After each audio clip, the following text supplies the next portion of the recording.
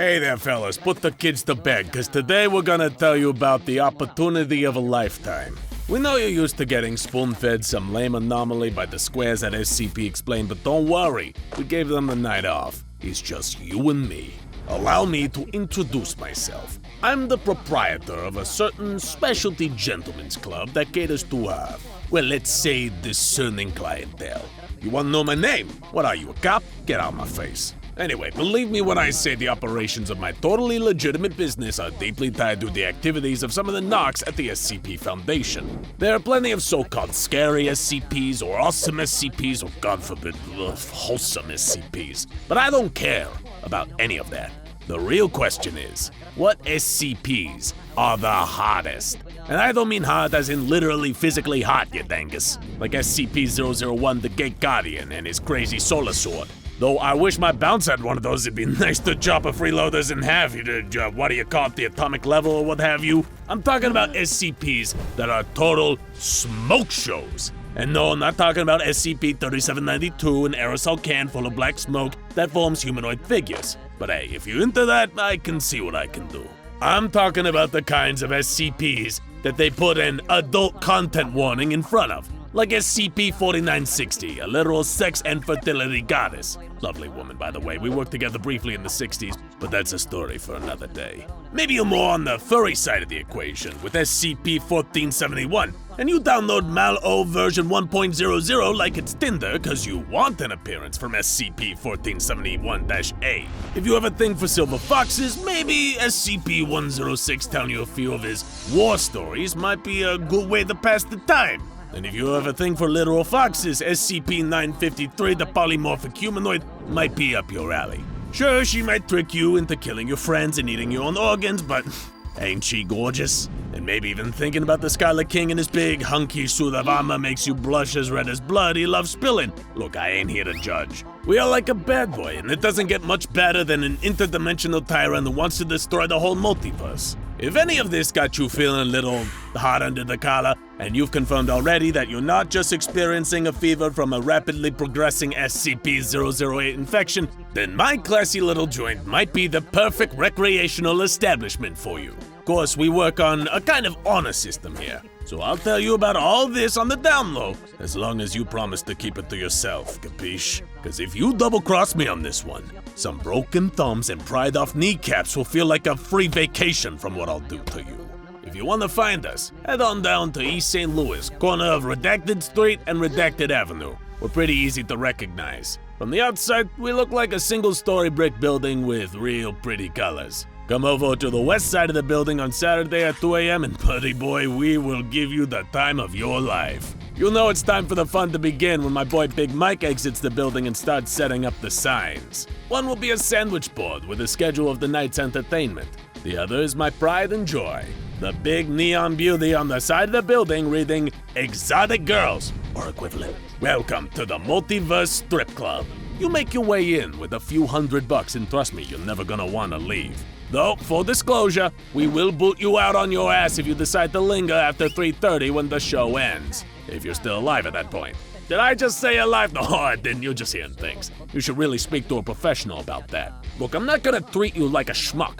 I could tell you about how great the experience at my club is until the cows come home, but what reason do you have to trust me? How about instead I tell you about the special night a bunch of SCP Foundation D classes spent in my club on their boss's dime. I don't know how much you know about the barbaric practices of those squares at the SCP Foundation, but they ain't big on human rights. They farm out prison inmates to be their personal guinea pigs, and they have the gall to call us unethical.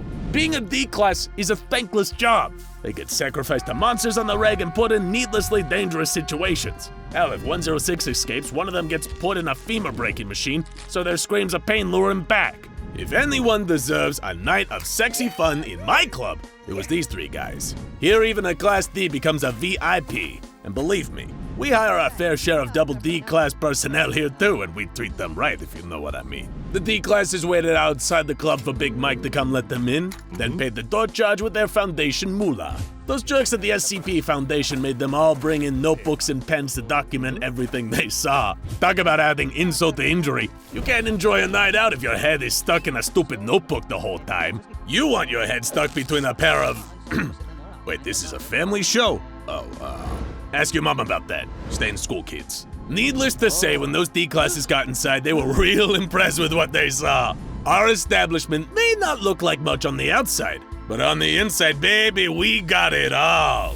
Fine shag carpeting, mirrored walls, a disco ball, luxurious and comfortable seating, and a thick fabric curtain around the stage where the brass pole waits. The guys were excited to get some more action, and we were more than happy to oblige. We started them off nice and easy with the Kunbish sisters, the hottest pair of babes the Tuvan Republic has to offer. They have this incredible routine where the pair of them sit naked on a log and begin an incredible round of Tuvan throat singing, the exact same routine they did in Eurovision 1999, while giving each other a tasteful shiatsu massage. Clearly, the D-class fellas were enjoying themselves, because they made it rain on that stage, and the Kunbish sisters repaid their kindness by singing a faster throat-singing ditty, which they performed in Eurovision 2003. Next came one of my favorites. Helen Keller took the stage, a woman as inspirational as she was hot, dressed in the Vegas showgirl outfit. Oh, wooga! Am I right, fellas? She did a very classy strip show for the D-boys while performing a choreographed dance routine to the song from Flashdance.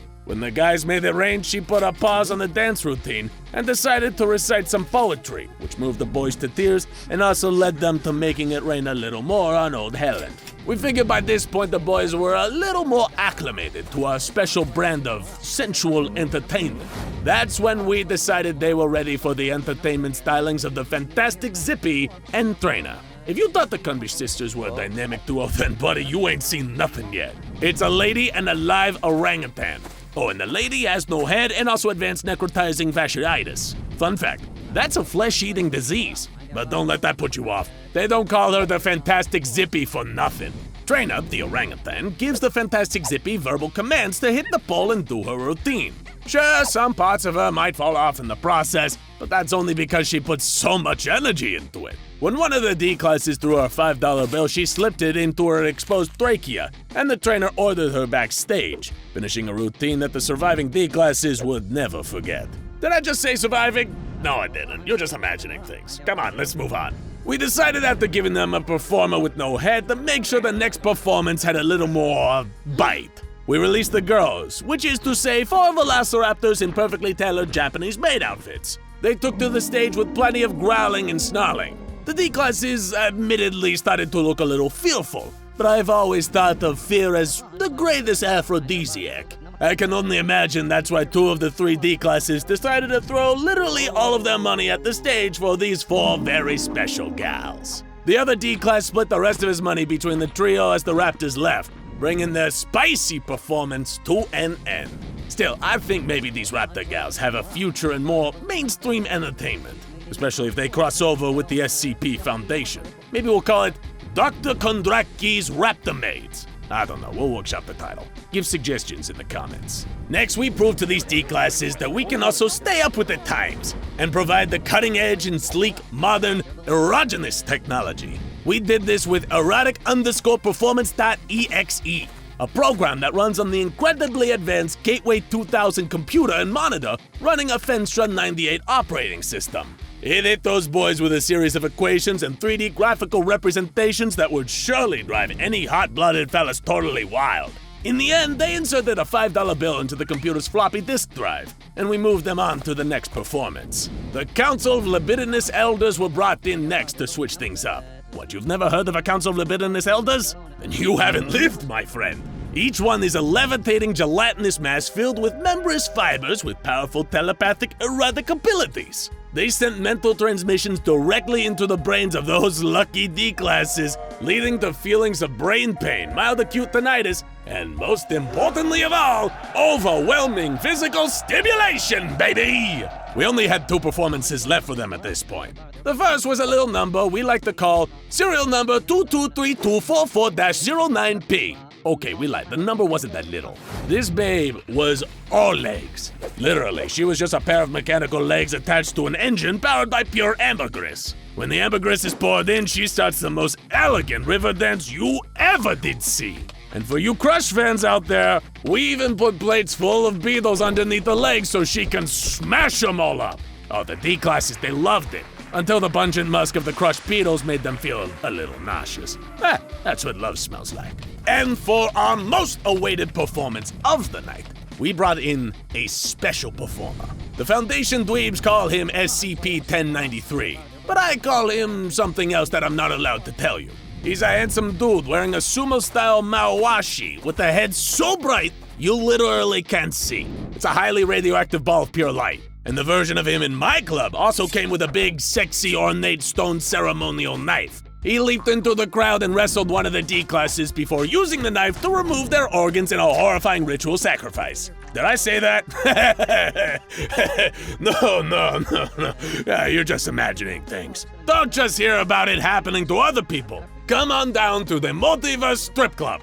We'll give you a night not even amnestics will make you forget. Now go check out Trapped in a Game SCP-1733 Season Opener and SCP-1861 The Crew of the HMS Wintersheimer for more anomalous spaces you certainly wouldn't want to be trapped in.